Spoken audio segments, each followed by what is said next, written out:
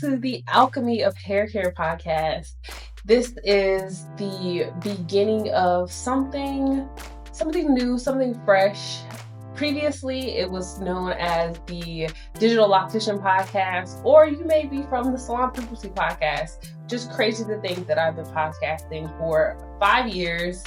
And now in this new season, I felt it was really important that we bring it all together. Like, I feel like I've spent too much of my entrepreneurial journey trying to separate myself, my whole self, into these pockets, and in reality, take it or leave it. So that's the energy we're coming in 2024 with, and I am so grateful that you are here. The Alchemy of Hair Care. It is so sentimental to me. It means so much to me. This podcast's name and intention fell in my heart years ago, right after I finished reading The Alchemist. If you've never read that book, highly recommend it. I'm actually reading it right now. It's my son. And I'm just reminded of all the ways in which alchemy shows up, and especially in hair care, Black hair care to be exact. So we're going to run through this episode. I just hit record. I don't have this super large strategy behind it. One of the things that I've been praying about with this year is really understanding what it is that I need to be doing, how I need to be serving. And I meditated on this. I've been praying about it and I meditated on it. I want to say on the 1st of the year. And what came to my heart was stop trying to be strategic and just be consistent. Consistency looks like showing up. So ta-da, here I am showing up, okay? What I also want to do, because this may be your first time here, your first time listening to me, so just a quick introduction. My name is Jocelyn Renee. The internet tends to know me, or my space on the internet is as the digital loctician. My main goal has always been to help empower folks to cultivate healthy hair. And that tends to fall in the realm of locks. But truly, locks are hair, so hair is hair. My vision is to elevate the standard of care, of health, and of beauty for people of color, specifically as it relates to locks. So on this podcast, we're going to have some community member spotlights. We're going to have some just you and I conversations, but I'm also going to bring some of my good friends in the industry here to just share their stories as well. So a lot to look forward to this year, and with the way the podcast is evolving. I have to stop there though, because this is not really about me. It's about you. Much like when you come into the salon, a stylist who cares. And let me not even say stylist, because we gotta reframe those titles. A hair care professional that truly cares about you is not putting the conversation about them. It's all about you and why you're here. So you are here because you care about your health. You value wellness and well-being. You are seeking a safe space, whether digitally or physically, that helps to support you along your journey to becoming your best self. You enjoy stories, you enjoy learning, and you enjoy taking something that, others could think of it as bad or imperfect or a struggle or hardship, and turning it into something positive, turning it into something great and amazing. That's the alchemy there.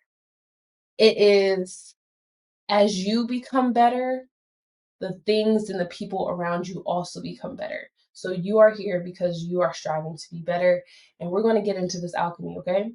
As part of the podcast, one of the segments that I definitely want to have for at least this season and this year is something like a mirror moment. It's like a reflection on just life and what's been going on. And what better time to have a moment of reflection than at the top of the year? Do you set New Year's resolutions? Is that even still a thing? I feel like I didn't see many resolutions this year as much as I saw people taking the time to kind of highlight what they experienced in 2023. And I love that. I want to say towards the end of the year, I definitely started to get down on myself personally, just like, oh my gosh, I didn't hit all the goals that I set for myself at the top of the year. Oh my gosh, like I'm seemingly backpedaling, having to let go of the lease that I had on the product space, having to downsize my spend. Like I just was getting so down on myself. And I'm grateful for friendships, especially those that remind you who you are. And also, I heard a friend say that their therapist encouraged them to look through their camera reel, not your internet highlight reel, but the pictures that's on your phone, the pictures that you're not posting and sharing with everyone. Look through those pictures for the year and use that as a gauge for your year. And when I went through my year in my phone, I was like, wow, it was a really great year. At the same time, because I'm a firm believer in duality, the question that came to me as we're starting this new year is the question that I posed to my community. And if you're not in the community, definitely make sure you get in there because you would already have this question to ponder to like jump into 2024 with. But the question is, and the question that came to my heart, and I really feel like this is the moment of reflection for us. What did you forget to do for yourself in 2023?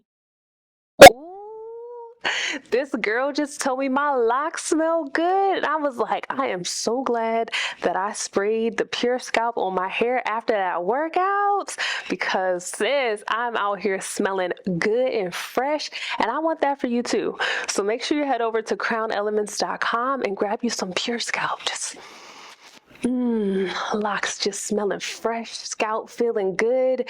Pure Scalp. Get you some. What did you forget to do?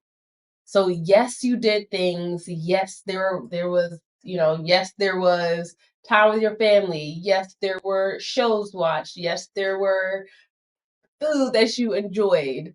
But what did you forget to do?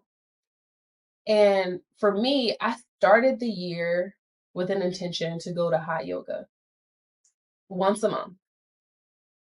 I want to say I may have made it 3, maybe 4 times out of 12 months. Okay. That was the first thought that came to my head because one of the things that I forgot to do for myself in 2023 was to put myself first, to prioritize my self-care. And now I'm not talking about the self-care that's just like, ooh, you're getting a facial or ooh, you're getting your nails done. And don't look at my nails right now. It's my birthday is tomorrow and I'm trying to hold out for this manicure and also really trying to grapple with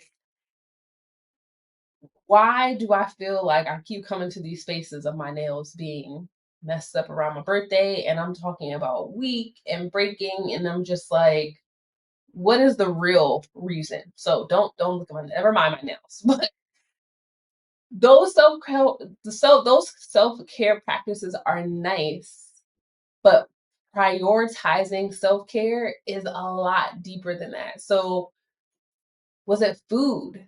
Food for me, I have mad allergies. And I mean mad allergy, yes, because they flare up, but also like a ton of allergies. So many allergies or food sensitivities as they're called.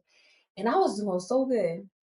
Top of the year, my birthday last year, I started my birthday off with a 7-day cleanse and I was had another intention to do a cleanse every quarter.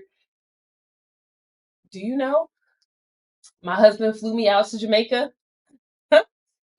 We were on this resort. I was eating all the food, just like, I can't not eat the food while I'm here. You know what I'm saying? Like, while when in Jamaica, eat Jamaican food. So I hopped off my food bandwagon, and when I came back to the States, the food in the United States is not the food in Jamaica. And yet, I still found myself eating those things. And that wreaked havoc on my body, which is also self care, like nourishing foods for your body. But back to the hot yoga thing.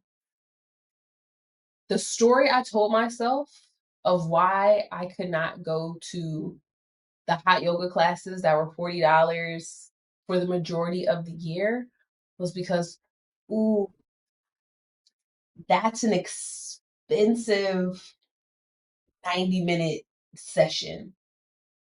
$40 was like $40 invested in myself for 90 minutes is an expensive, it's a tall ask. Is what I told myself. I spent more on less this year. I could scroll through my phone and tell you a order on Amazon that I made for way more than $40 that is probably in the trash right now.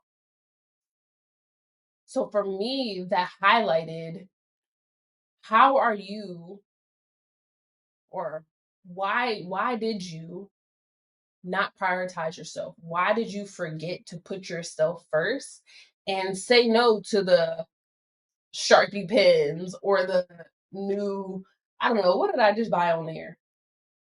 The new bookshelf. Like, the books are fine. The books, they don't care about where they're sitting.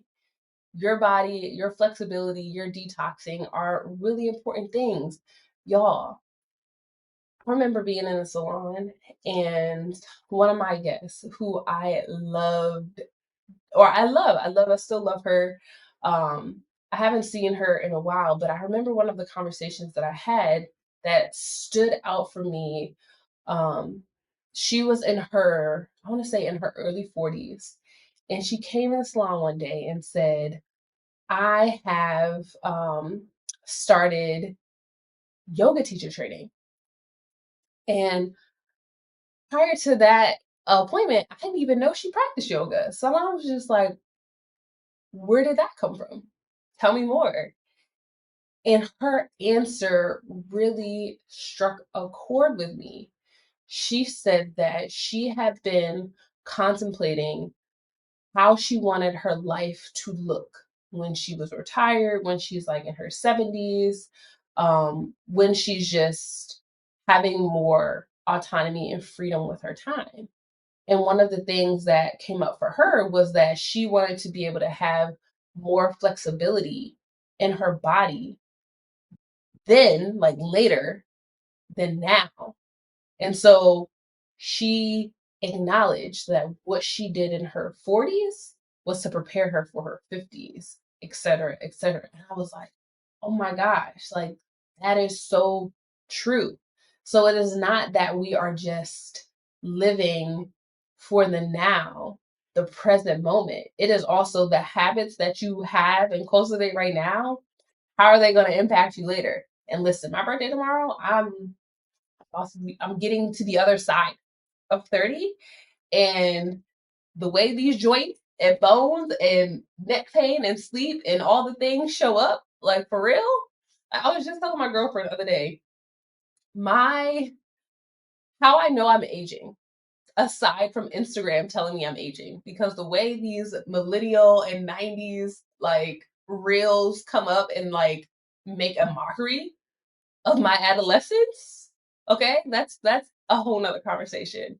But aside from that, I had like a sore in my mouth. Like I bit my cheek, and it was, listen, I love me some chips, okay? And I found these chips that are gluten free. Like these are the best chips. They're no corn, no soy. Like it checks all the boxes for my allergies. So I was, tend to be a little bit obsessive, and I love chips. Well, this sore, I can recall as a teen, early 20s, anything happen in my mouth or I get a cut or a scrape, 24, 48 hours, we're on the other side of healed. Listen, the way this, the wound was taking week, 7, 8 days to fully heal. I'm like, body, what are we doing? Where's the repair team? Okay, we need to be here repairing. Okay, because it should not take this long to rebuild. Okay, so I say all that to say, this year, reflect on, ask yourself, what did you forget to do last year? How's that going to show up this year? And how can you change it? Like, where is the moment that you decide, where is the opportunity for you to shift how you think about yourself, your priorities, your habits? When does that moment show up for you? And if I could encourage you to take the moment now, like, you don't gotta wait for Monday, you don't gotta wait for the first, you don't gotta wait for the new moon, the full moon. Just start today. Start today. Why wait? All right. And I'll also say this day. I'm gonna bring this up because this freed me too. Moving into this new season, it's my birthday, it's my real new year, and also just reflecting on what happened last year and just trying to, again, strive to be better so that the things and the people around me also aspire to be better. Getting to that alchemy, right? I might have a touch of perfectionism. So I set my sights on doing something and I want to do it. I go full steam ahead. But the moment I don't do it or I stop or something else comes up that blocks me, my perfectionism shows up. And you know it's perfectionism because instead of you giving yourself grace, you put yourself down and you stop doing the thing that you said you were going to do. So, as I was actively doing this yesterday, God knew because I received this good message here. It says, "Don't confuse consistency with trying to be perfect. Consistency is showing up 24 out of 30. Trying to be perfect is showing up for 10 days in a row and then quitting when you miss a day." An all-in mindset is better than an all or nothing mindset. That freed me. That freed me, and I hope it frees you too. All right. I would like to end this episode, this podcast, with what I like to call a care kit.